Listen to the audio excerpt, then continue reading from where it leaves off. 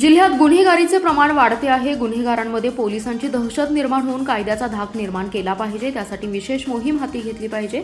Dark स्पॉटवर नित्याने गस्त घाला असे निर्देश पालकमंत्री चंद्रकांत पाटील यांनी पोलिसांना दिले। जिल्हा वार्षिक योजना सन 2025 ते 26च्या निधीतून मंजूर सांगली जिल्हा पोलीस दलाकडील विविध विकास कामांच्या भूमिपूजन प्रसंगी ते बोलत होते।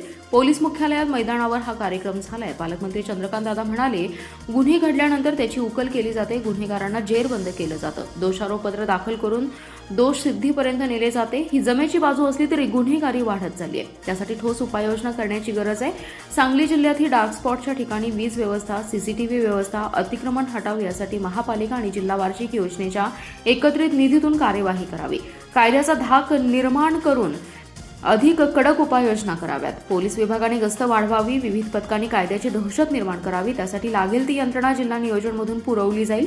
यावेळी आमदार सुरेश खाडे, आमदार सुधीर गाडगीळ, जिल्हाधिकारी अशोक काकडे, जिल्हा परिषद मुख्य कार्यकारी अधिकारी विशाल नरवाडे, महापालिका आयुक्त सत्यम गांधी, पोलीस अधीक्षक संदीप घुगे, जिल्हा नियोजन अधिकारी अशोक पाटील, सार्वजनिक बांधकाम विभागाचे कार्यकारी अभियंता क्रांतिकुमार मिरजकर, पालकमंत्री याचे विशेष कार्य अधिकारी बाळासाहेब यादव उपस्थित होते। मी आपलं अभिनंदन करतो की गुन्हा घडू नये म्हणून आपण एक कायद्याचा धाक निर्माण केला पाहिजे, पण गुन्हा घडल्यानंतर 24 तासात तुम्ही ते गुन्हेगार शोधता। त्याचं कारण खूप हाय ॲडव्हान्स टेक्नॉलॉजी तुम्ही वापरताय, तर ती टेक्नॉलॉजी वापरायला पैसे लागतात, तर ते पैसे उपलब्ध करून देण्यामध्ये आम्ही कंजूसी करण्याचं कारण नाही। आत्ताच्या अधिवेशनामध्ये महाराष्ट्राच्या कायदा सुव्यवस्थेसाठी इतक्या मोठ्या प्रमाणात निधी घोषित झालेले आहेत। मुंबईसारख्या ठिकाणी सगळ्या प्रायव्हेट संस्थांनी लावलेले CC आणि गव्हर्नमेंटला लावलेले CC या सगळ्याचं एक कंबाईंड नेटवर्क आपण करतो, ज्यामुळे एखाद्या अपार्टमेंटच्या एखाद्या फ्लोअरवर जरी घटना घडली तर ती पोलीस हेडक्वार्टरला दिसेल। याचं कारणच असं की 2 कारणाने माणसं नीट राहतात, एक तर सत्संगतीमुळे राहतात, सद्विचारामुळे राहतात आणि धाकाने राहतात। तर त्यातल्या धाकाने नीट राहणारा वर्ग हा मोठा आहे की त्याला धाक वाटला पाहिजे की अरे बाबा काही गडबड केली तर ती CC मध्ये येते, 24 तासामध्ये आपल्याला अटक होते आणि चार्जशीट तयार होते। पूर्वी चार्जशीट तयार व्हायला वेळ लागायचा, निकाल लागायला वेळ लागायचा, आता सगळ्याचे नियम झाले, ते आता मी इथे सांगत नाही।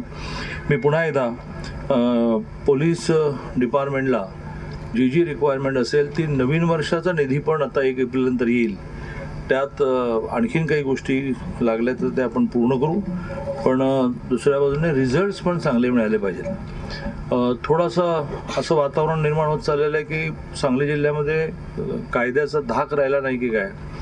मला हे मान्य आहे की अशा सगळ्या गोष्टींमध्ये तुम्ही अलर्ट आहात, होऊ नये म्हणून प्रयत्न करतात, झाल्यानंतर पकडता आहात, चार्जशीट लवकर सबमिट करत आहात, लवकर निकाल लागेल असं बघता आहात, त्यातून दहशत निर्माण होईल किंवा पूर्वीसारखं राहिलं नाही, आपल्याला लगेचच शिक्षा होईल, हे तुमच्या प्रयत्न चाललंय, मला मान्य आहे।